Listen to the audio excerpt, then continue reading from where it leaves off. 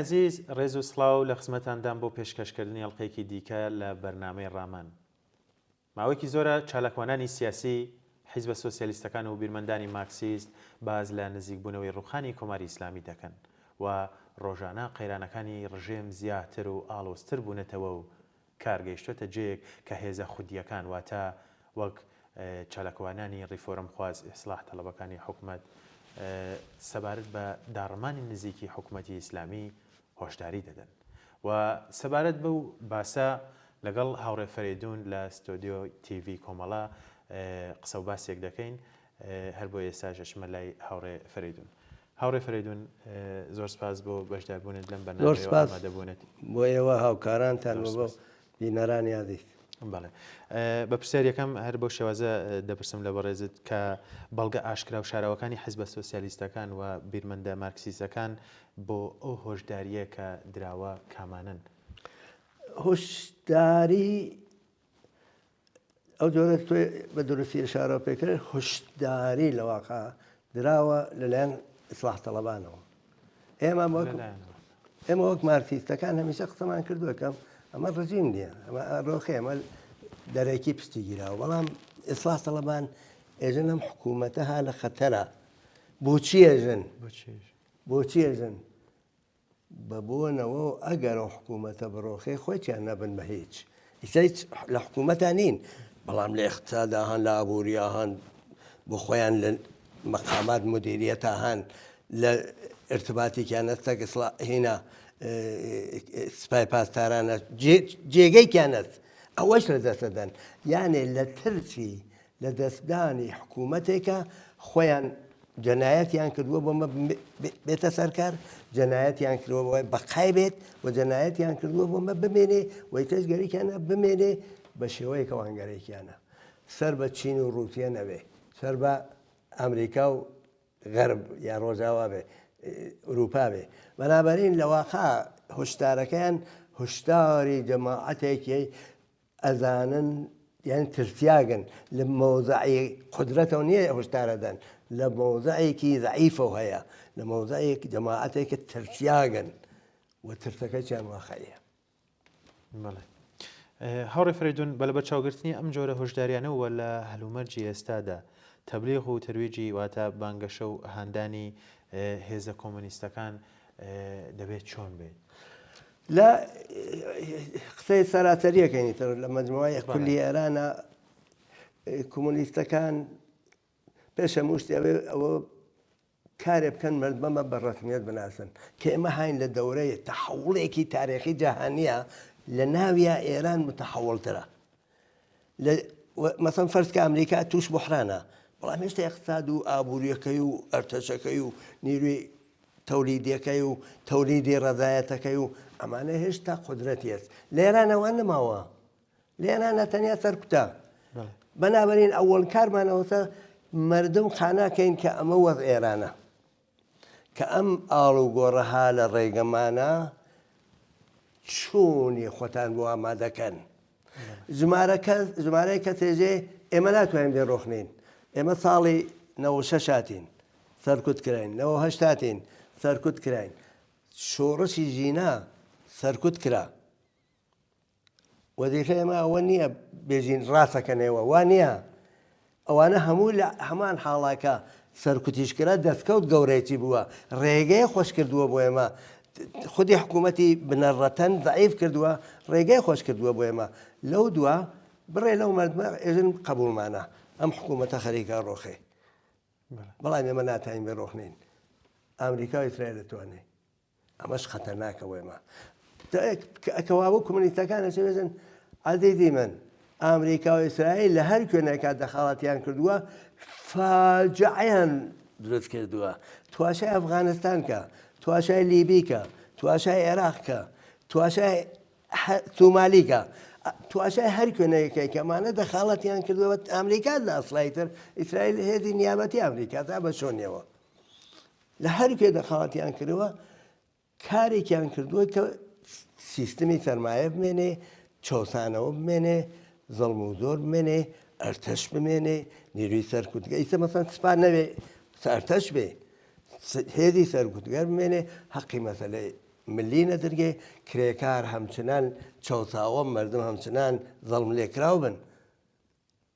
لە حاڵێکا ئێمە وەزیفەمانەوە بزین تۆ خۆت کیت مردم تۆی خۆت کیت خۆت کەسێکی انقلاباتی جۆر بە جۆرت کردووە نزیکترینی انقلابی 57 کە تێدا بە شۆرە کرێکارەکەیاتە بەرەو کرێکارەکەیە گەر نەبووە ئەسڵ حکوومەتی پەلەوی ناڕۆخە کرێکاری نەفتەگەر نەبووە بیخەیتەوە بیری کە تۆ قودرەتی سیاسیت لەسەر بووە قودرەتی ڕێکخرابوونت لەسەر بووە وەختێ بینە کوردستان بەحتی کوردستانی چەکەین کە تەجروبە مردم لەوێ چۆنە پس وەزیفەی ئێمە ئەوەڵ ئەوەیە لەو دوای بێژین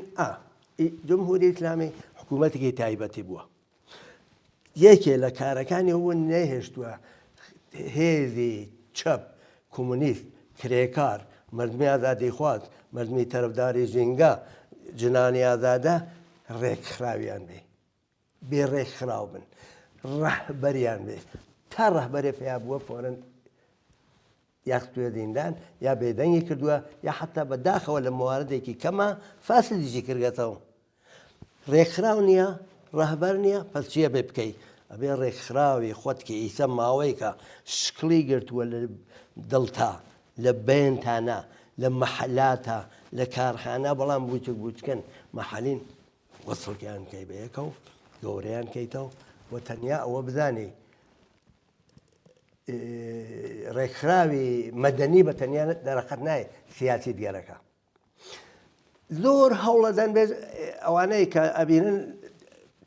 تحوڵەکە خەریکە تێ گەرەیکیانە تۆ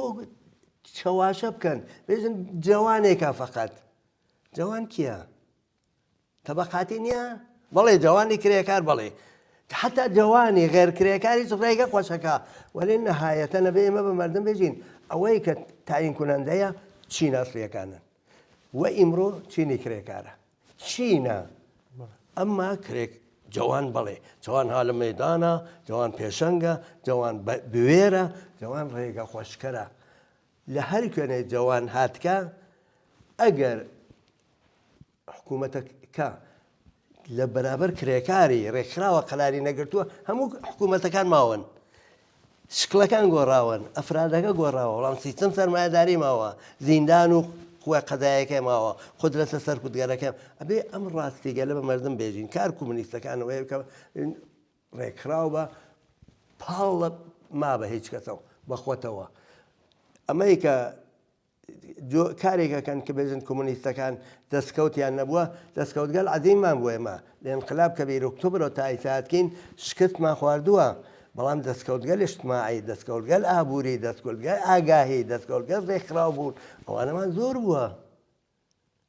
ئەوانە بە مردم بێژین ئومید فقط ها لەوای کە خۆت ڕێکخراو بی و ئاسوەکەت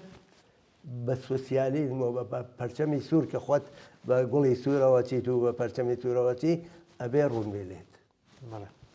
هەوڵی فەریدون لێرەدا پرسیارێکی گرنگ دێتە پێشەوە لە نەمانی ئەو ڕژێمە لە گۆڕانی ئەو دەسەڵات و ئەو ڕژێمە دۆخەکە لە کوردستان چی بەسەریە لە پارێزگای کوردستان لە بەشێک لە ئازەربایجان ڕۆژاوە و کرماشان و ئیلام و بەتایبەت مەنتیقە کوردیەکان دۆخەکە لەم ناوچەیە چی دەبێەوە بە پێشبینی و بەڕای ئێوە چی دەگوزارێ کوردستان ساحەب تەجروبەت لە مەدانی سیاسەتە لە مەدانی ئابووریان نیان هێشتووە نەخۆ زەمینە بۆ کوردستان زۆر زۆرابەدان و پڕڕە و نەق و دەوڵەمەند وای زۆرە بەڵام نیان هێشتووە هەر لە دەورەی قاجارەوە نەت ئەم حکوومەتە قاجار پەهلەوی ئەمە و سەرکەوتوو بوون لەوە کە ئێمەیان هەژار ڕاگرتووە بەڵام لە بار سیاسیەوە مردمی کوردستان دوو تایبەتمەندیانەت یەکێ وشیارن ئاگاهیانە لەسەرەوە یەکێ ڕێکخراون ڕێکخرابوون دەخوا باشە ئیتا ئەم کوردستانە چی لێتێ ئەوای لێتێت هێزێکی کۆمونیستەیە کە ئەویش ڕێکخراوە حتا چەکدارە هێزێکی ناسیۆنالیستیش هەیە چەندین شاخەن شاخەی ئەسڵی هەیە ئەوانیش ڕێکخراون ئەوانەی چەکدار هێزێک لە ناوەوە هەیە تەرەفدارگەل ئەو شکڵە لە مەسەب کە پیانێژن مەسەبی لیبراڵی گەرچی ئەسڵاحی عەجیب و غەریبە مەسەبی ئیسلام تەک لیبراڵی موشتانایەتەوە بەڵام ئەمانە خۆیان قاتی کردووە ئیسلام هەم شێوەی ڕۆژاوا هەیە لیبراڵیزمی تر ئەمانە هەن لە ئابوووریە دەوری ئەبینن لە ئاموزشگاگەلا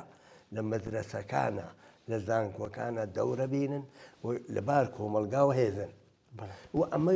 نە تەنیا خۆیان نین هەروە کە ئێمە وەک کۆمونیستەکان خۆمان لە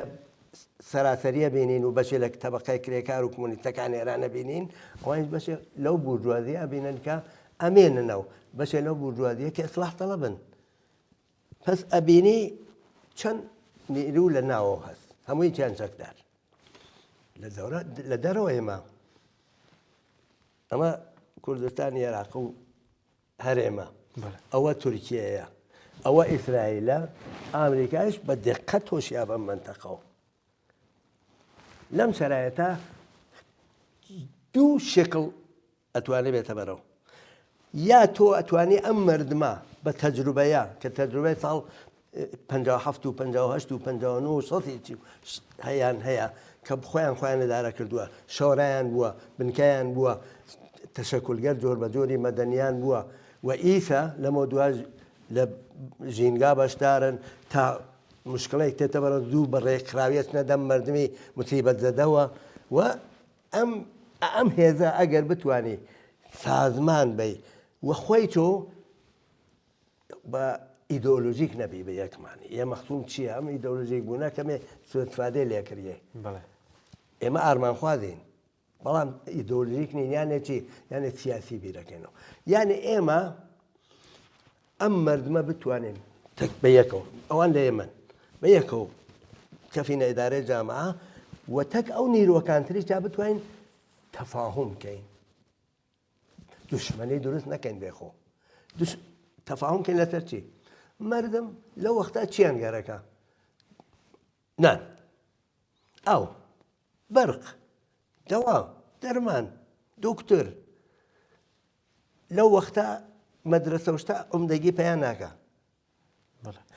ئەمە یەک دوو ئەمنیەت تۆش شارەکان چۆن ئەمنیەتی بەرقەرارەکەی تەکیە ئەو نیروە مسەلحەکە تێجێ منێکەوە نا بین هەمومان شەورامان بێت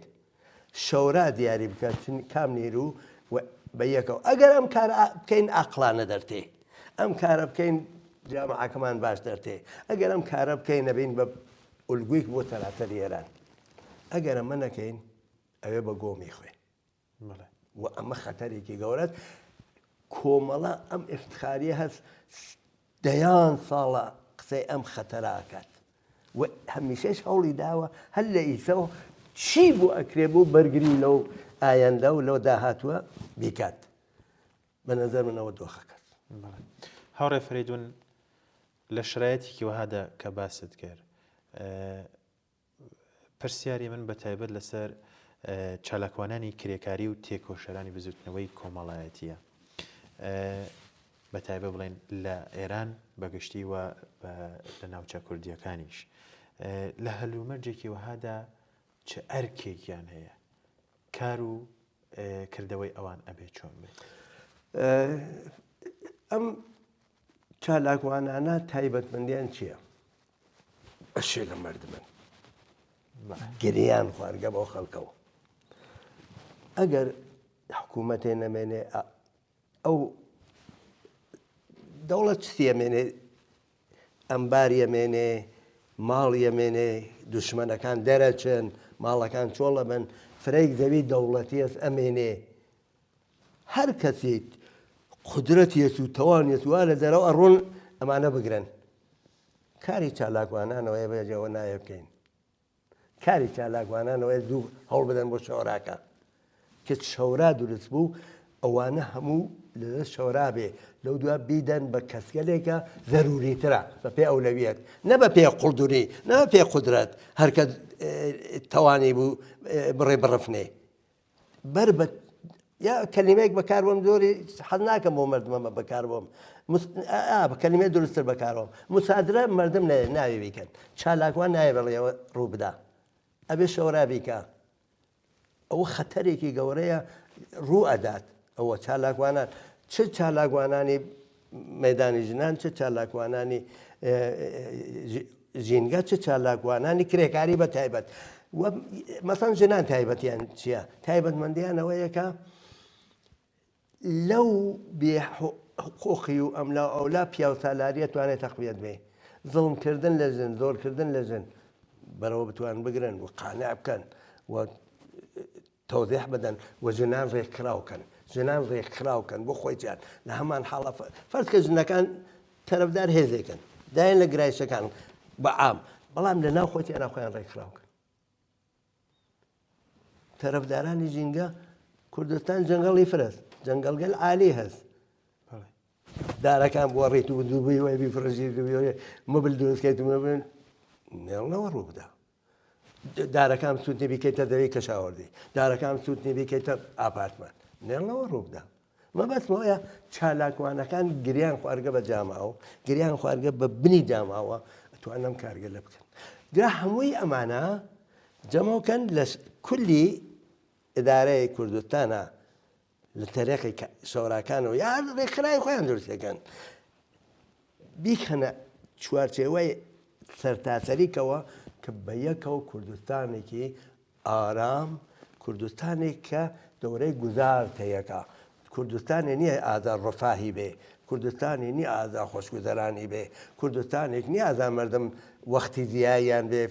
بۆ لەیژر و بۆ خۆ مەسەڵەن لەذەت بردن لە ژیان وشتا نا دەورەی گوزارە دەورەی کە بە هەمومانەوە بێ زەحمەت زیاتر نیروی زیاتر بێرینە مەیدان وە بە یەکەوە بین کات چالاکوانانەوەیە لە بین هێزە سیاسیەکانی چا نێڵن کەشمەکەس ڕوو بدە چونکە وتم هەن ناو جامعە هەن ناو جەماعەتە ئەو قودرەتیانە هەیە چونکە چالاکوان هەم هێزی مەسەڵەن سوسیالیست هەم هێزی ناسیۆنالیست هەم هێزی ئیسلامی لیبراڵ مەسەڵەن ناوێنم هەوڵەدەن بەرخورد باشیان پێ بکەن نیروی ئەسڵین پس ئۆتۆریتە پەیاکەن دەنگیانە ڕوا بەبەستمەوەی ئاوانە وەزایەتیانە بەڵێ هاوڕێ فەریدون لێرە پێم خۆشە بگەڕێمەوە بۆ پێش ئەم ڕووداوانە کە باسمان کردن واتە بۆ حاڵی حازر واقع بینانە ڕووداوەکان ببینین ئەمە ئەو پرسم ئەرک و کاری چالاکانی کرێکاری بە تایبەت و چالاکوانانی کۆمەڵایەتی و خەڵکی هۆشیار لەم وەختەیە چییە کە لە حاڵی حازر ئیسلاح تەڵەبەکان خەریکی بە قەولی خۆیان قسە و هۆشداری و ڕێگابینینەوە بۆ چارەسەر و ئەوە لە دەسەڵات هابێنن چالاکانی کرێکاری و هەروەک کەوتم چالاکانی کۆمەڵایەتی و خەڵکی هۆشیار چۆن ئەم وەسایتە ئەبێ ببینن چۆن ڕوونی بکەینەوە هەر لەوڵە من باسم کرد کە بێژەرەوانە هێزی ارتجاعن هێزی حفزی وەضعی مەوجودن دەورەی تاریخی کە هەموو شتێ بەرەو ئاڵوگۆڕەچێ جەهانی چەمە ئێرانی نییە بەڵام لە ئێرانە تو نەبێ بەڵێ ئەمانە هێزی بەرگ پێشکردنن ئەبێ بە مردم بێژین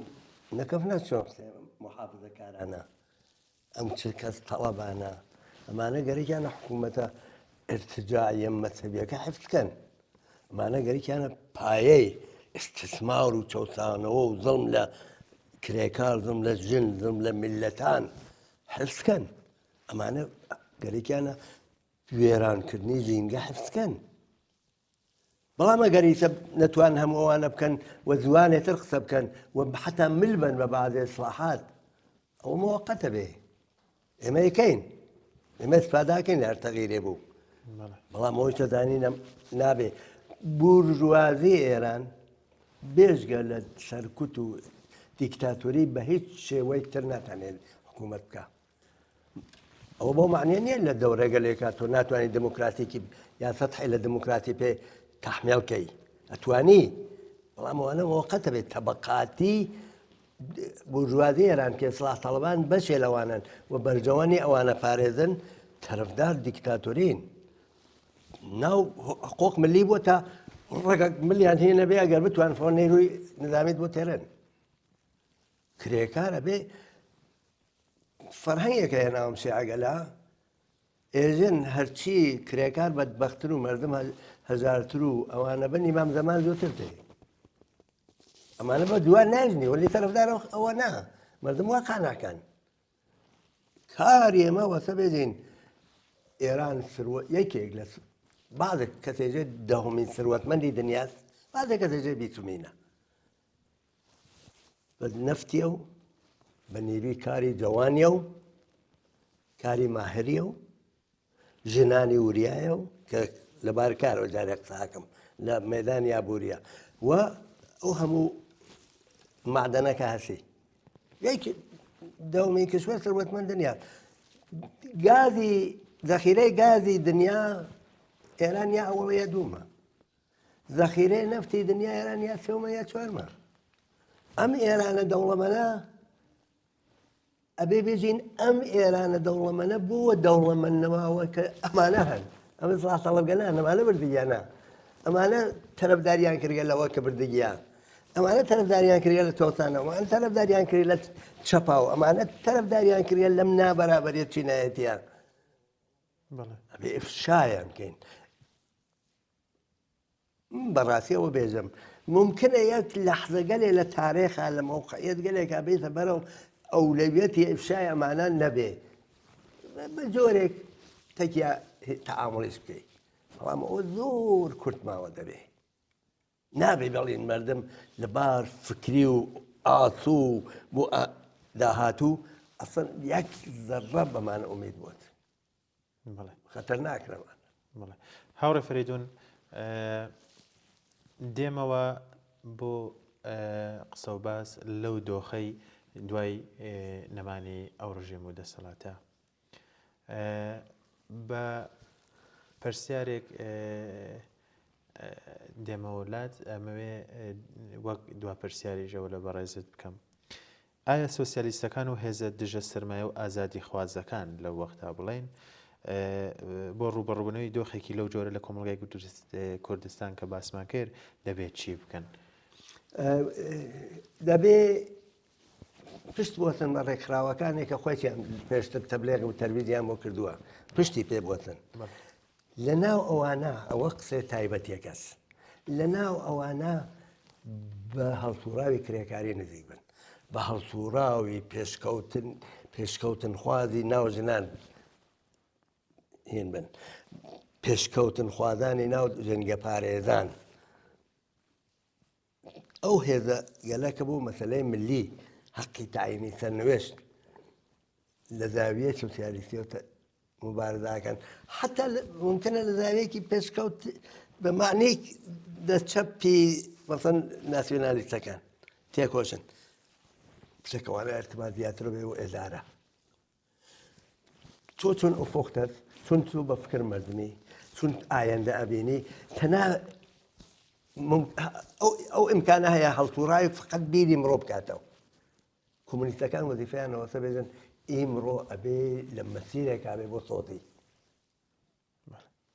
بەنابەرین ئێمە ئاسۆ حتمما نیشانە دەین وەلێ تەک ئەمانە دەسەنی نەداوت دەستێک تە کۆمەلگا چینە بەرەو هەنگاوێک ممکنە لە بەرەوترەوە بین وەلێ دەستمان لیان نابڕگێ وەزیفەی ئێمە ئەوەسە کە بگرین بەو خەتەرگە لە قسەمان کرد دانەیەکی ناوێ مەسەلەی کوردستان ئەمنیەتی بکرێتەوە ئەبێ مەسئلەی کوردستان مەسەلەی حەلی مشکڵاتی مردم لەبار سیاسی و معیشەتیەوە بێ لەبار دموکراسیەوە بێ لەبار ئەوە بێ کە ئێمە بین بە ئومید بۆ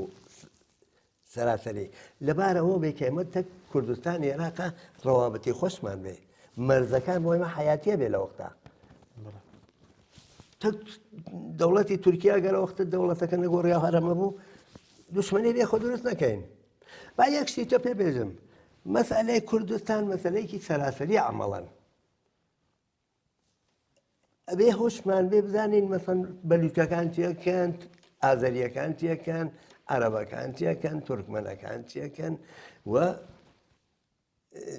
جوابگو یعنی هاودەردی کە لە شۆڕشی ژینا نیشانیدا لە بێنەمانە بکەین بە شتێکی واقع أما نهاية نابي مسألة ملي ونتوايتي بمسألة أصلي شنايتي أما شونم دوانا وياك وقريدي شون مسألة نتوايتي واليا كيكا نتوان الناسيوناليتي كامل دي تمانا أصلا زدي ناس نتوان يا مثلا جنسيات جنان واقعا مثلا جنان مثلا كي أصلية شوثانة وأصلية استمي هني جنان لجنان تستمي جنسيتي أو أولويتي أبيت شون ما نقريبا بيك كوملقايك تعيسة كارمنية شون شي جينا بري زربي داقل بياو سالاري والله بياو سالاري القوية شونك تواني أمانة بوي تبرو بياو سالاران نش حتى بكي بنيري وقت بياو سالاران ناو جامعة كريكار مردمي زحمة كيس بداخوا أو قراي شو سنة هيتر مخصومة كاري كومونيتا كان من زور بيتشي دا أبي بلام تجربيش منزورة تجربيش منزورة أو داريش بعضهم قسم كنت كاري كمان نسلو تشين أبي معني بكينوا الآن هذا نسل يزيد بلى نسل يزيد هيا بس نسل يزيد بيسوا نسل يزيد بويرا بلام إيمة تشينا أتيبي دا كينوا أزانين نهاية دو تشينا أصليكا سن تارنوتي جامعة ديارية كان بنابرين أم نسلا أبي هدايات كين بروا أجر قريب خابا كريكارو بلي نسل يزيد إيواتوا ما قلنا إيه دوريني ما قلنا صال فنجوحة مني نسل زدنا وقم ولا جوان وقم ما قلنا ما دوران ما بس يا ما تذكر تجربة دورة اليوم تجربة قلبتي تنا إيران شنيا هل الآن نسل يدل بلغارستان هل تنرد موبر حكومة كان روخان لنيبالا كرديان لأندونيسيا كرديان لبروا كرديان لماداغاسكارا كرديان بلان شان كان لديجي بنيامي فاسد ولا ديجي فسادش نبون حتى لازم بنيامي فاسد بون ده بنيامي فاسد الناس راوا كان قرا داني فسادي بالقوى بلى لا بس هو كان كومونيست كان دورة أما أولويتي شيء يعني كان من نظر من أولويتي إدارة جامعات إدارة معيشتها إدارة درمانة إدارة كرامتي جمعي كرام بيكوبون هاو بستي شورا من أو بيزم جالبه بلامو وابدأ لمريوانا أبو نرمشي روزاني أنساز من أبو جنو بياج بيرو جوان هاتنا درو باهني هالباركي كردي زور هنايتر تقورد ساتي توا باهني هالباركي كردي نرمشي أنا كده والله فرين وهذا تقية كاين أوي كتشون بدم زلزلة دقانا تقيتي كاين أوي كتشون لكورونا تكار قالي كان كرت وهذا تقية كاين بلام واتوش لدسنا دين شينيش لدسنا دين هاوڕێ فەریدون سپاس بۆ تەواوی قسە و بەحسەکان من بەڕاستی پرسیارێکی ترم نییە تایبەت بە ئەو بابەتەیە قسەمان لەسەر کرد ئەگەر بەڕێزت کۆبەندیەک جەمبەندیەک بۆ قسەکانی خۆت پێت باش بێت توانی فەرمووی ئێران وڵاتێکە کە تێدا حکوومەتی ئیسلامی جەنایەتی کردووە بەدەیان هەزار ڕۆڵەی لە هینی ڕەفێق و خانەوادە و کۆمەلگا جیا کردگەتە و کشتیە قەورەکانشی نیشانەداوە یا لە ساڵ 1970 مڵای کەسیف وتی بڕۆن هەرچی نێرەی مخالفێمەت ئەوەڵ مجاهد و لە دوای کۆمونیستەکان بیاکوژن لە دوو مانگە 5 تا 7,000 نەفەریان کردووە جەنازەکانیان کشتیانیان کردە ملیەکە دانێک بە مەڵا جەنایەتکارەکان ێژێ کە جارێ دانێکیان منفەجر کرد لەوانە و ڕئیسی خۆیان منفەجری هەنگە بە بزان یا ئیسرائیل کردی نادام و تویان بە هەر ئەو مەڵا گەلەکە حکوم کوشتارەکاندا تویان با بامانە ئەم گشتە چۆن بینەدار با تیریان دەبین وتی تیری لای وەختە بە ماشینەوەی خوێنەکەی ڕزێمەت مەزانن ئاوا جەنایەتیان کردووە لەو دوای تەناوە نییە بەڕاستی من هاودەردم تەکەوت سەرباز گەلاتەکەەوە بەسیجیە تەبەقەی خوارەوە ئەوەی کە لە دەنگێران وێرا کچە لە بێن چوون 700 نفر بە ئامار خۆیان کەس کوجا دەبێ و زۆربەی هەرە زۆری مناڵی کرێکار و زەحمەتکێش بووگەن من هاو دەردیەکەم تەک توا خانەوە دێوانە من یادی انقلابیون ومخالفینی جمهوری ئیسلامی کەسانی بوێر وە سوسیالیستە بوێرەکان چ لە ناو کۆمەڵە و چل سەراسەری ئەەکەم یادیان بەرزڕاگرم و لە بەرابەر یادیانە سەری تعلیم دانەوێنم و استفادەکەم لەم یادە بۆ زیاتر بڕومە بەرەوە و تەوسیاکەم جامە ئەوابێ زۆر سپاس بۆ تەواوی قسەکانت هاوڕێ فەریدون زۆر سپاس بۆ تۆ هاوڕێ فەریدون ئەندامی کۆمیتەی کۆمیتەران سپاس بۆ بەشداربوونت لە ئەم بەرنامەیەش و قسە و باسەکانت زۆر سپاس بۆ تەواوی ڕوونکردنەکان